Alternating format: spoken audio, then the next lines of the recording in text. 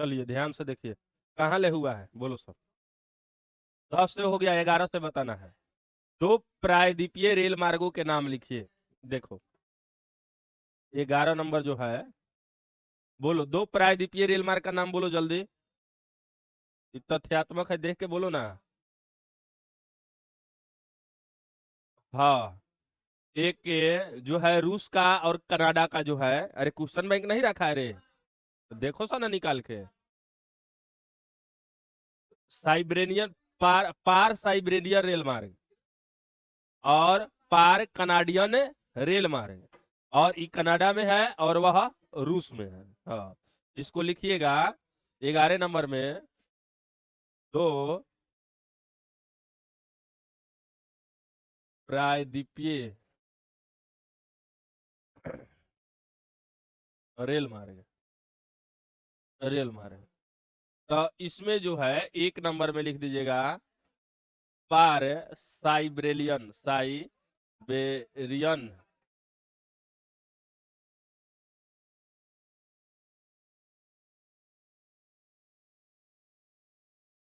Siberian मार्ग रूस में। अरे हाला काहे करता है सब। 2 नंबर में जो है पार कनाडियन, कनाडियन रेल मार्ग, ये जो है कनाडा में है, कनाडा में। चलो, दो पारद्वीपीय रेल मार्ग जो है, ये लिख दिए। ये परम द्वीपीय भी कहा जाता है, परम, परम भी लिख सकता है। तो इसमें जो है पारम द्वीपीय रेल मार्ग हो गया। और जो 12 नंबर में है, ध्यान से समझो सब। बाह्य सूत्रीकरण क्या है, तो देखिएगा ध्यान से समझो। बाह्य स्रोतीकरण, स्रोतीकरण, देखो जब देखिए है दो पार साइबेरिया रेल मार्ग का जब मतलब पारदीपीय रेल मार्ग का मतलब है कि एक द्वीप के दोनों सिरों को जोड़ने वाली रेल मार्ग, एक द्वीप के दोनों सिरों को जोड़ने वाली रेल मार्ग को पारम द्वीपीय रेल मार्ग कहा जाता है। और यह दूगो लिख लीजिएगा, एक रूस में है और एक कनाडा में। द्वीप मैंने समझता है ना, पानी में रहने वाला, तो सब तो पानी में है, पूरा देश सब पानी में है। चलो, बाह्य सूत्रीकरण समझो कि जब किसी कंपनी, उद्योग या कार्यालय द्वारा स्वयं के कर्मचारियों मतलब मतलब अपने काम को स्वयं के कर्मचारी अथवा मजदूर या श्रमिक को छोड़कर अन्य किसी व्यक्ति या संगठन से कार्य कराया जाए, तो वह बाह्य सूत्रीकरण कहलाता है। इतना पढ़ने की कोई जरूरत नहीं होता, सीधे इतना ही समझो। कोई कंपनी, कार्यालय या उद्योग अपने काम को अपने व्यक्ति से न कराकर बाह्य व्यक्ति से कराता है, तो वह जो है बाह्य सूत्रीकरण कहलाता है। इससे समय की बचत होती है, धन का लाभ होता है, उसी कंडीशन में इसे कराया जाता है। जैसे ध्यान से समझो, मान लो कि जैसे मान लो कि जैसे हम कलम का उद्योग खोल दिए, कलम का मतलब फैक्ट्री खोल दिए। तो कलम का फैक्ट्री खोल दिए, तो हम मान लो कि हम कलम बना रहे हैं, लेकिन उसे पैक भी तो करना है पैकेट में। तो हम कह दे देखिए, जो भी जिनको भी पैकेट में पैक करना है वो हमारा आदमी नहीं है, तुम हमारा कलम ले जाओ, पैक करके दोगा, मतलब देगा, तो हम तुमको जो है कुछ बदले में पैसा दे देंगे। तो ऐसा जो व्यवस्था होता है, इसी को क्या कहा जाता है, मतलब ये बाह्य सूत्रीकरण, मतलब अपने काम को अपने से ना कराकर दूसरे व्यक्ति से कराया जाए। तो लिखिएगा किसी किसी कंपनी, उद्योग या कार्यालय द्वारा अपने कार्य को स्वयं के स्वयं के कर्मचारी या मजदूर से नहीं कराकर बाह्य व्यक्ति या संगठन कराए। बस हो गया। लिखिएगा, बाह्य सूत्रीकरण में किसी कंपनी या उद्योग या कर्मचारी द्वारा अपने कार्य को स्वयं के कर्मचारियों या मजदूर से नहीं कराकर बाह्य व्यक्ति या संगठन से कराए, उसे बाह्य सूत्रीकरण कहते हैं। इससे जो है धन की लाभ होता है, धन एवं एवं एवं समय की बचत होता है, समय की बचत होता है, बचत होता है, होता है।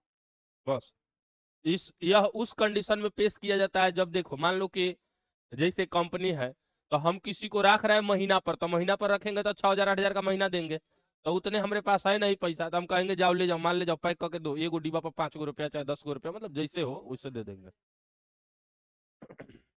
चलो, अरे हाला ना करो, आ जाए सुभाष।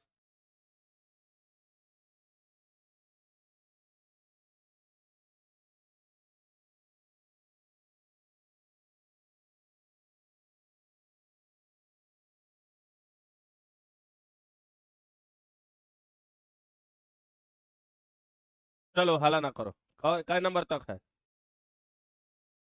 मानव भूगोल के दो उपक्षेत्र का नाम लिखे। ध्यान दो, मानव भूगोल के दो उपक्षेत्र का मतलब हुआ कि मानव भूगोल जो है माने मानव द्वारा जो भूगोल का निर्माण है, मतलब है जैसे जनसंख्या भूगोल, मानव भूगोल हुआ, साहित्यिक भूगोल, राजनीतिक भूगोल, सामाजिक भूगोल, जनसंख्या भूगोल, ये सब जो है मानव भूगोल के उपक्षेत्र है।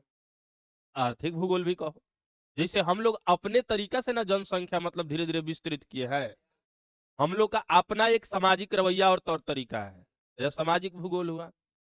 सांस्कृतिक भूगोल भी हुआ। तो लिखिएगा कै नंबर है? 13 नंबर।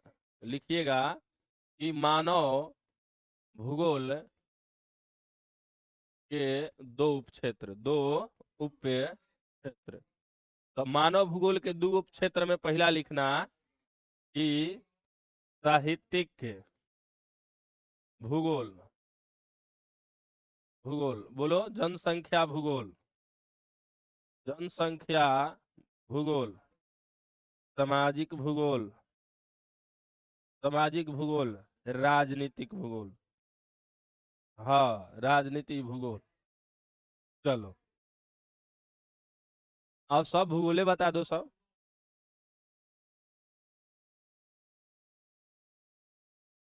अब बोलो, हला ना करो।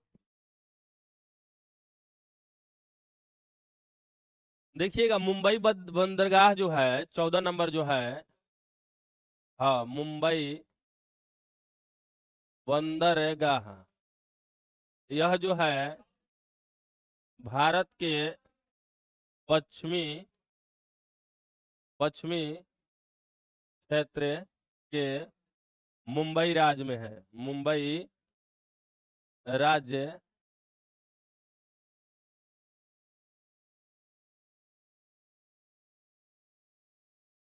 मुंबई राज्य में है।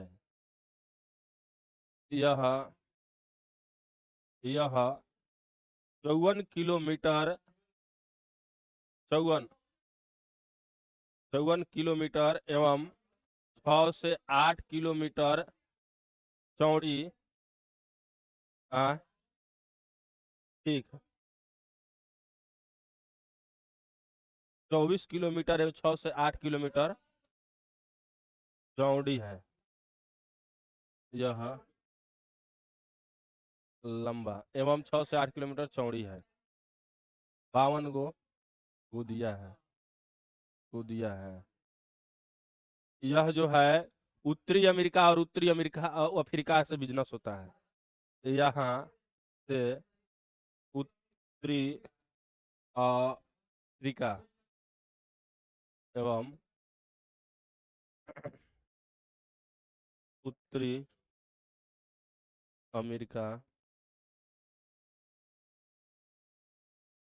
का व्यापार होता है, व्यापार होता है। यह देश का सबसे बड़ा है, देश का सबसे बड़ा बंदरगाह है, बड़ा बड़ा बंदरगाह है। चलो ध्यान दो। देखो, जो बंबई बंदरगाह है यह भारत के पश्चिम क्षेत्र में अर्थात इधर है ना, मुंबई राज्य में, गुजरात और मुंबई। तो यह 24 किलोमीटर लंबा है, मतलब समझो यहाँ से मोतिहारी इतना लंबा है, एवं 6 से 8 किलोमीटर चौड़ा है। चौड़ाई भी इसका कम नहीं है, चौड़ाई है। 52 गोदिया है, 52 गोदिया का मतलब 54 गोदिया है। 54 गोदिया का मतलब हुआ जैसे रुकने वाला, मतलब जगह बनाया गया है। यहाँ से उत्तरी अफ्रीका एवं उत्तरी अमेरिका का व्यापार होता है, साथ ही यूरोप के कई मध्य यूरोप के देश भी आते हैं, वहां से यहाँ पे व्यापार होता है। देश का सबसे बड़ा बंदरगाह है, यह देश का सबसे बड़ा बंदरगाह है। चलो,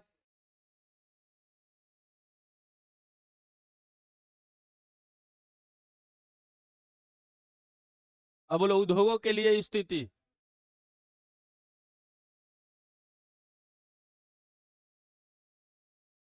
चलो, उद्योगों की स्थिति के प्रभावित करने वाले कारक। उद्योगों को प्रभावित करने वाला कारक।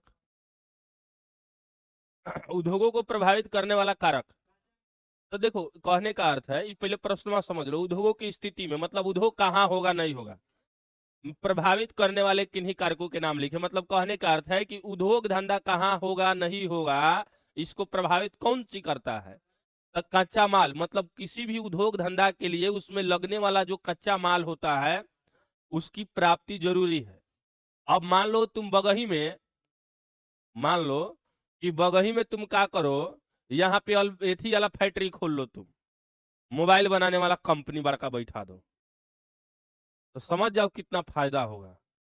साल में तुम्हारा 200 मोबाइल गेहूं में बिक जाएगा।